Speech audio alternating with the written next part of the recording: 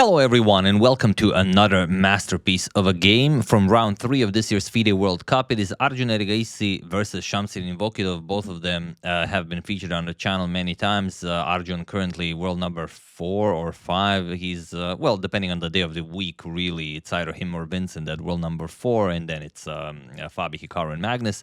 And Shamsidin Vokhidov, he's a world champion. He won the Under-14 World Championship, I think, in 2018. In 2022, if you remember, when Uzbekistan won gold in the Chennai Olympiad, he was part of that team, and he's also very well known for beating Magnus Carlsen in 2021 World Rapid Championship. So he is quite a formidable opponent, and it is just amazing what this game looks like. This game is sort of as you're offering someone a free meal. But there are many meals, and some of them are poisoned, and you just serve those meals incredibly quickly, if that makes sense. But yeah, let's check it out, and then we're also going to check out. I don't think we've done it in a couple of videos. The current world ranking. I think there are only 33 players that are above 2,700 at the moment.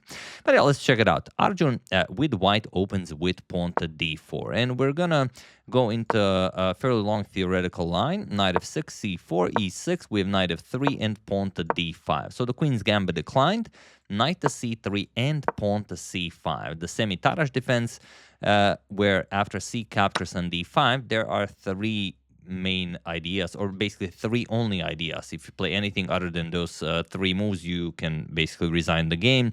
And those are c captures on d4, knight captures on d5, and e captures on d5. It is possible to know all of them if you download Lotus Chess. First link in the description below. But of course, these guys don't need that, as they are incredibly strong, unlike you. So c captures on d4, queen to a4 with check, and bishop to d7, attacking the white queen, and queen captures on d4. Okay, played hundreds and thousands of times. We have e captures on d5, and knight captures on d5. Most popular here is bishop to g5, but knight captures on d5, a close second choice. Queen to a5 with check. What is this? Arjun blundering a knight? Not really. You can just go back. Knight c3, knight to c6, and queen back to d1. And yes, it's very nice to have your queen and knights already developed on move 10, but sometimes, as we know from theory, it's best to move the queen to the starting square. Unfortunately, you have to do it. We have knight e4, now piling up on the knight. Bishop to d2 and knight captures. We have knight captures on d2 and bishop to b4. So Shamsidin sacrificed the pawn, but he does have the bishop pair. He's up in development, and Arjun will have to spend a few more moves getting his king to safety. But rook to c1, and now you either try to play some extremely sharp chess with some like rook to d8 or castles kingside, or you give up one of the bishops and grab your pawn back. And that is exactly what Shamsidin does. Bishop captures on c3, rook captures, and queen captures on a2. We have knight to c4, going for knight to d6 check, and the bishop to e6. Spending 7 minutes on this, so maybe Shamsidin is out of preparation, or maybe he's just pretending he's out of preparation, because Arjun still has full time on the clock, hour and 32 minutes, and he goes for pawn to e4. Knight d6 can be played, but e4 is considered the best. Okay, you're just defending the knight on c4. Everything is perfectly fine. We have rook to d8, attacking the white queen, and knight to d6 with check. We have king to f8. Here, king to e7 looks like an idea, but it's really not, because there's always this queen c1 move, and you're never really threatening to win that knight, because if you capture it, rook a3 traps the black queen, as you can see. So this is all very well known. But here, after knight to d6 check, we have king to f8, and now maybe, as you can see, Arjun still has full time on the clock. I was thinking maybe Arjun thought that Shamsidin wasn't really familiar with this position and doesn't continue with the standard queen to d2, or rather, queen to d2 is a new move. He doesn't continue with the standard queen c1.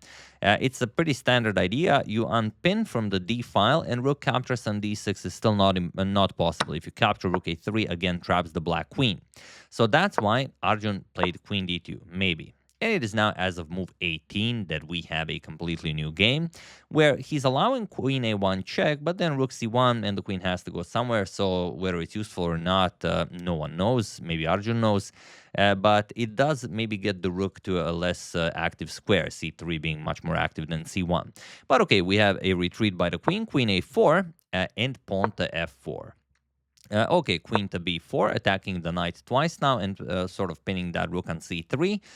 Pawn to e5, defending the knight, and now pawn to f6.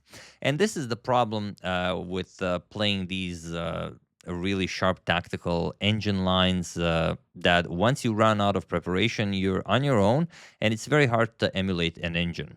Here, pawn to g5, sort of the only move for black. And after pawn to g5, you are undermining that e5 pawn, and everything is perfectly fine. Point being that now, if you play pawn to f5, which looks like, you know, you're close to winning, you can just capture on e5. And that's all there is to it. F captures, you can play queen captures on d6. Let's say the queens come off the board, captures. E captures, king captures, and you get this position. Bishop versus knight, black is up a pawn. So maybe bishop is formidable, as we do have play on both sides of the board, but I think everyone takes the side with the extra pawn here. So g5, definitely the way to go. But Shamsidin played pawn to f6, which is not perhaps a game-losing mistake, but against a player like Arjun, it very well can be. Bishop to d3 by Arjun, and now f captures on e5. This f captures on e5, again, maybe not the game-losing mistake, but it does give Arjun something to work with. You first get the king off of the f-file. But here f captures on e5 was played, and now after f captures on e5, it's hard to even... h6, the engine says maybe you hold, but knight captures on e5. Shamsidin accepts the challenge and invites Arjun's rook into the game. And it's as if Shamsidin forgot that Arjun doesn't have to play rook f1. He can even castle kingside, and that's exactly what he does. We have castles kingside with check, king to g8, or rather, we can also show king e7. If you go king e7, then just knight f5, and you can resign, because there's no square for the black king where you can hide to avoid a check by the rook, and then you're just going to lose the queen. So it's that simple. Or if you go to f6, you can play this, but then knight to d4 check opens up a discovery, and wherever you go, it's a very, very quick end of the game. Rook to c7 check, then you pick up the queen, and then the rook, the queen, the knight, the bishop, everything just checkmates the black king. So after castles kingside, king to g8 was played, and now the question is, what did Arjun see? Where's the win? Is there a win here? It's not easy to find. Feel free to pause the video and try to find the only winning move for Arjun while I give you a couple of seconds.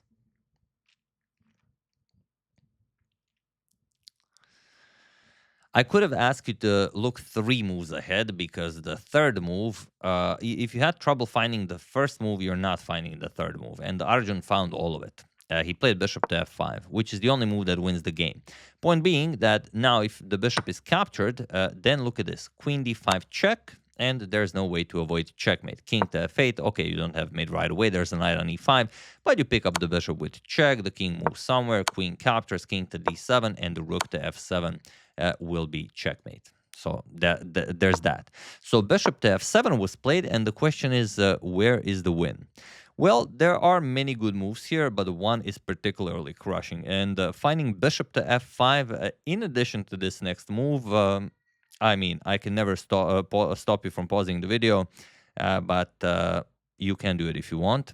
It is rook to c8. You don't have a check, but you can still go after the black queen. And if black accepts the queen sacrifice, if queen captures on d2, then a simple rook d8 check, bishop d8 only move, and rook captures on e8 will be checkmate, as the knight covers the f7 square. So after rook c8, queen to b6 check. Okay, you can get the queen out of there. King to h1 also can be played. Arjun playing rook f2 for some reason, probably just showing that everything is winning here. And now we have rook captures on c8. Again, you can capture the knight with the queen, but then rook captures with check, and it's pretty much the same thing. Captures, bishop e8, and rook captures with checkmate. So after rook f2, rook captures on c8 was played, and now bishop captures on c8, followed by pawn to h5. If you look at the material, Arjun is still down material. Shamsiddin is up a pawn. But he's even dreaming of a day when that rook maybe enters the game, but that is not happening. Arjun plays knight captures on f7, knight captures and queen d5, and there is no way to defend the knight. If you try, you can maybe play queen c7, but just bishop e6. You just pile up on the knight, and that's it. So after queen to d5, king to h7, trying to recapture after rook captures or queen captures on f7, but Arjun just played queen captures on f7, and he was in this position on move 30 that Shamsidin Vokhidov resigned the game, as there is nothing more to be done here. Once the bishop is captured, you fall to the very simple queen f5 check, and that is it. Once the king moves, you lose the rook. Arjun will be up a rook, and that is it. So, I mean, beautifully played, brilliant right from the start. Like I said, I have no idea if that's what actually happened, but not going for queen c1, the move everyone plays, but rather going queen d2, confusing Shamsidin, and you know, just everything falling into the right place, finding that bishop to f5 move. That is, I mean, just sick, and combined with rook to c8, this is it's a remarkable game, you know, to say the least.